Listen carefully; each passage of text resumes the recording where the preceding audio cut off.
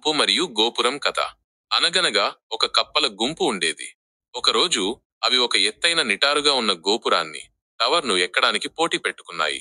చాలా కప్పలు ఆ గోపురం అంచుకు చేరాలని ఆతృతగా, ఉత్సాహంగా పరుగులు తీశాయి.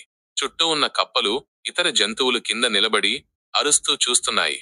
చాలా మంది ప్రేక్షకులలో ఇలా గుసగుసలాడారు. వాటి వల్ల కాదు. గోపురం చాలా ఎత్తుగా ఉంది. ఒక్క కప్ప కూడా చేరలేదు. అవి కింద పడిపోతాయి.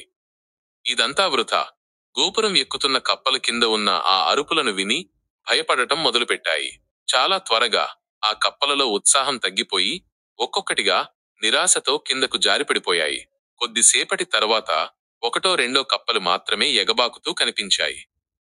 కింద ఉన్న గుంపు మరింత బిగ్గరగా అరిచింది. వద్దు, ఇంక వద్దు, మీ వల్ల కాదు, వెనక్కి వచ్చేయండి.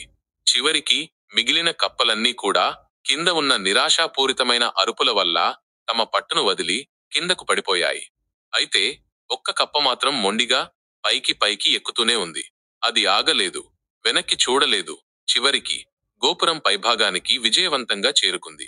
మిగతా కప్పలు ఆశ్చర్యంతో కిందకు గుమిగూడాయి.